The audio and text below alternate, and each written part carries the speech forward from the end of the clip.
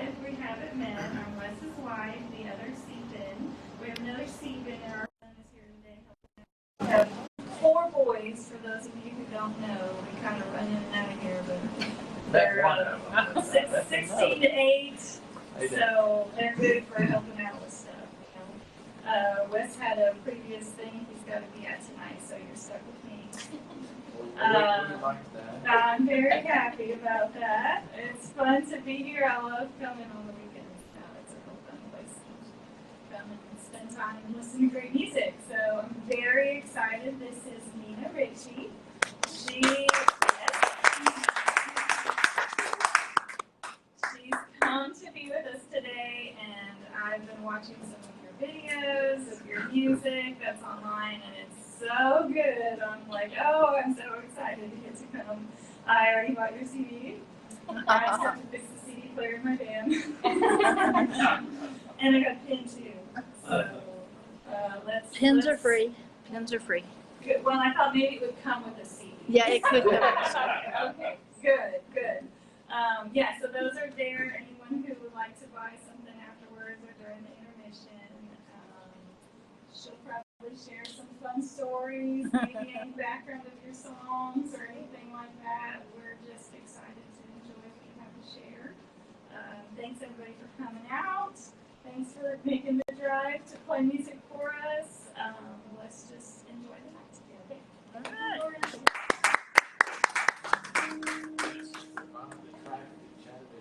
Well, good evening, everybody. I'm Nina Ricci. I am a folk singer and songwriter, originally from Nashville, in a little suburb called Donaldson, and now I make my home at the bottom of Signal Mountain in Chattanooga. So I am very pleased to be with you here in Cleveland, Tennessee. It's my first time performing in Cleveland.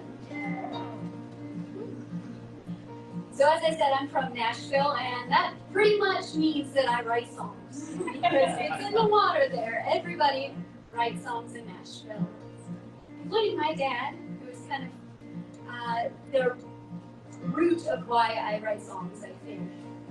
I grew up hearing him write his, and eventually I started writing my own.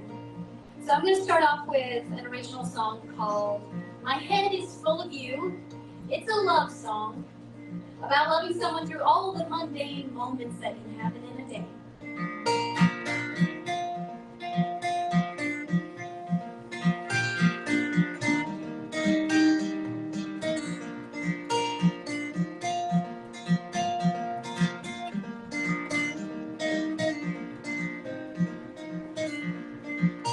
When I lie awake in the morning, at 3 a.m. in the morning, before the train makes the dawning rain, my head is full of you.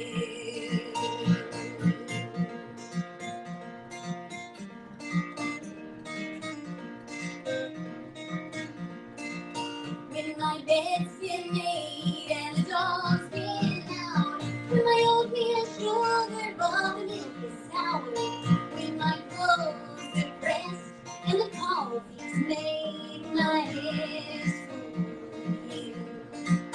When my car is praised and warming oven checks my latitudes, first my lips in the rearview mirror, my head is full of you. When the drive time gives me time to pray, my head is full of you.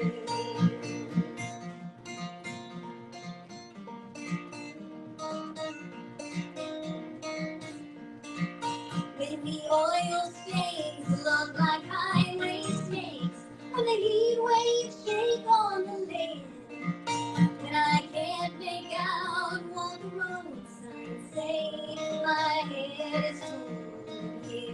It's not the most convenient place to stop and have a thought. I'm just glad you're driving in a rumble lane, and I hope that I don't get caught. When I make it home at 8:30, my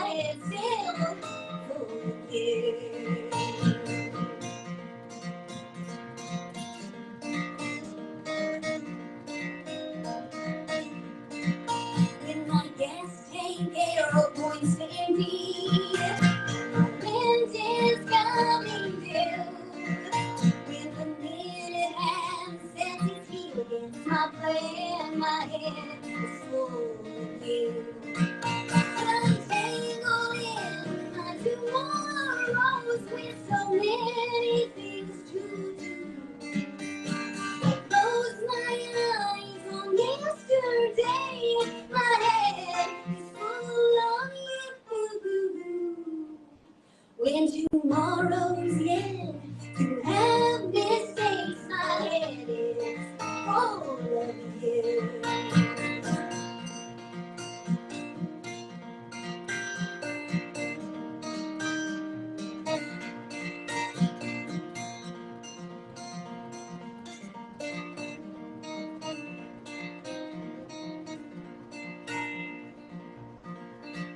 When my eyes are full and the levee breaks, and my tears pour for lies down, when I'm heavy-hearted and I'm broken down, my head is full of you.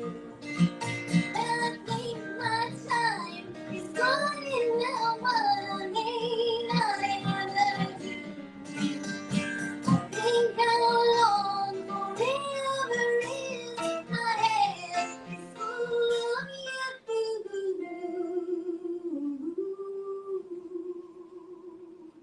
When the weeping willow has her day, my head is full of you.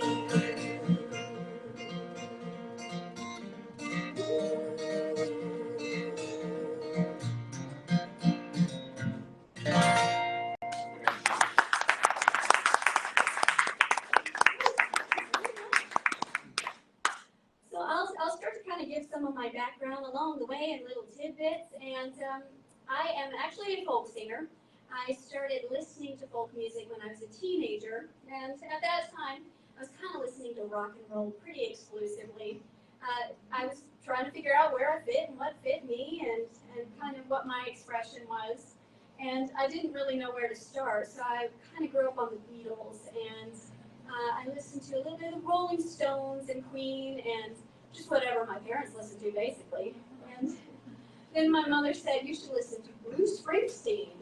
And I started on my Bruce listening journey and would go to the library and pick up albums and kind of try sampling them. And my dad's collection as well was very diverse and sometimes hard on the ears. I'd listen to people like Enya and Tom Waits and Howlin' Wolf, and sometimes I'd take those cassettes and I'm like, I don't want to listen to that anymore. And later I'd come back and listen again with different ears. And I got pretty well-rounded that way.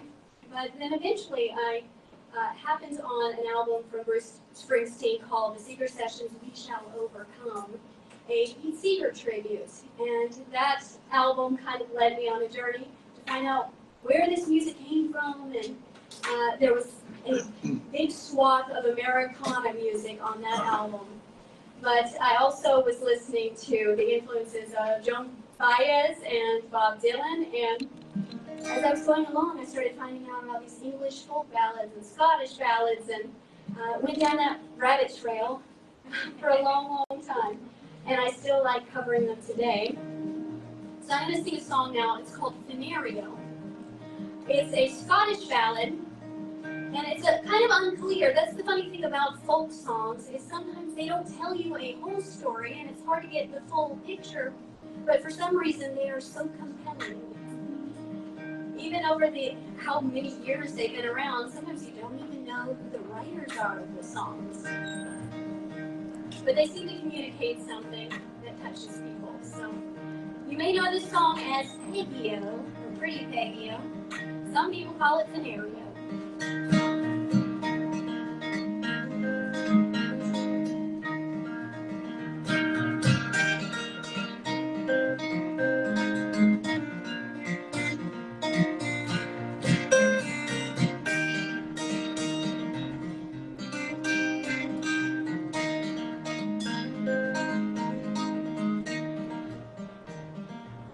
We march down to Fennario. We march down to Fennario. My captain fell in love with a lady like a dove. Called her by name, Pretty Peggio.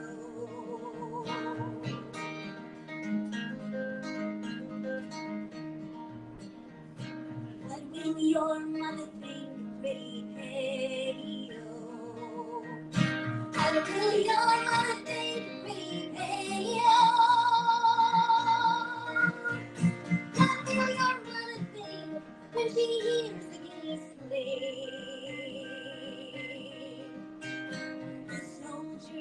marching before you.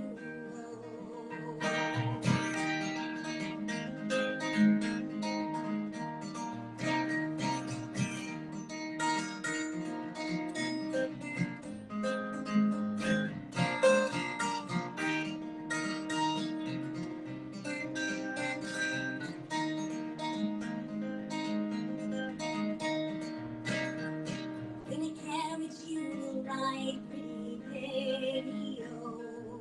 In a carriage you will ride, pretty Fennario. In a carriage you will ride, with your true love by your side. Fair as any maiden in the area.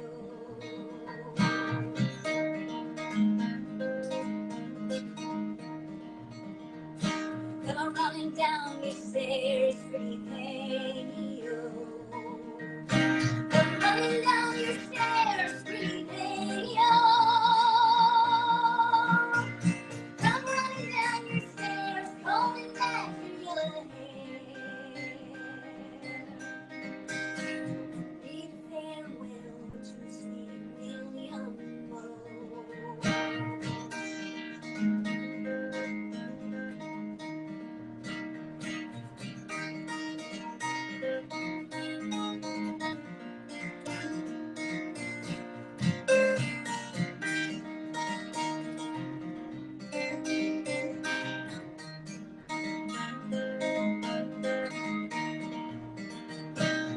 William is dead, pretty Fennario. Sweet William is dead, pretty Fennario. Sweet William, he is dead, and he died for me. The fairest maiden in the area.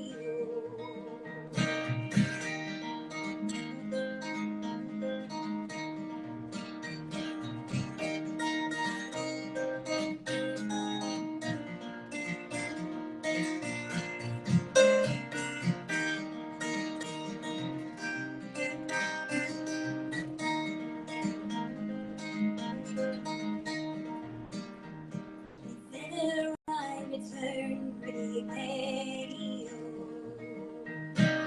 Feather I return, pretty Fennario. If feather I return, all your cities I will burn, destroying all the ladies in the area. Destroying all the ladies in the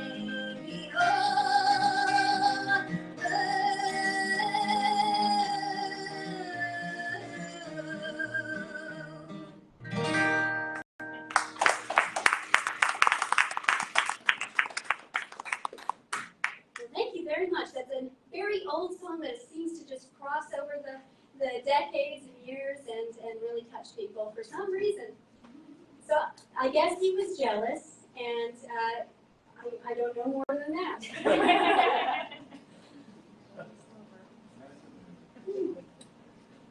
Imagine. So I was talking with a couple people earlier and telling about my background.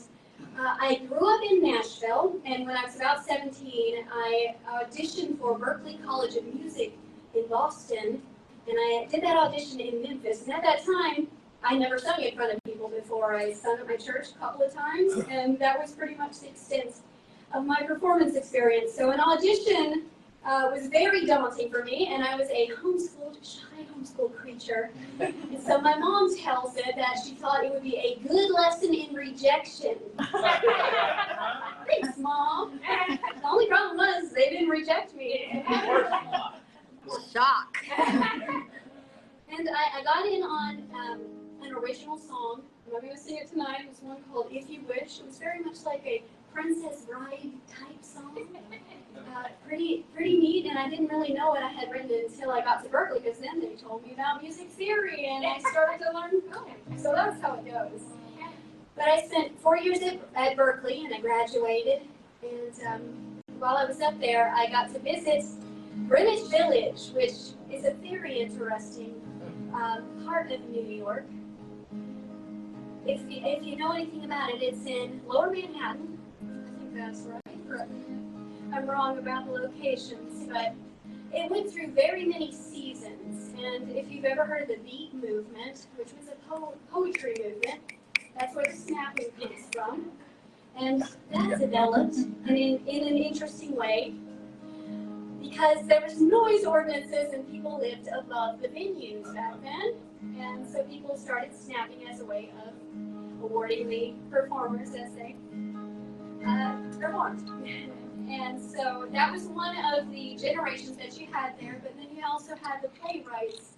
And you hear that a lot of times in the old 1940s and 50s movies. They'll say, remember when we were in Greenwich Village back in those good old Greenwich Village days? They also were famous for their arts.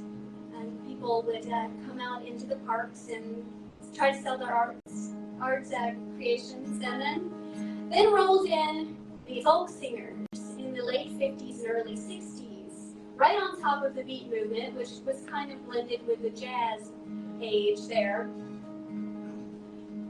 All of that to say, I wrote a song about Greenwich Village, and my dad actually lived there in the 1970s, and so that was part of the inspiration for this song. It's called Folk City, based on a venue that was it's called Gertie's Folk City, and it was there for many years, but it's since closed down. Anyway, here it is.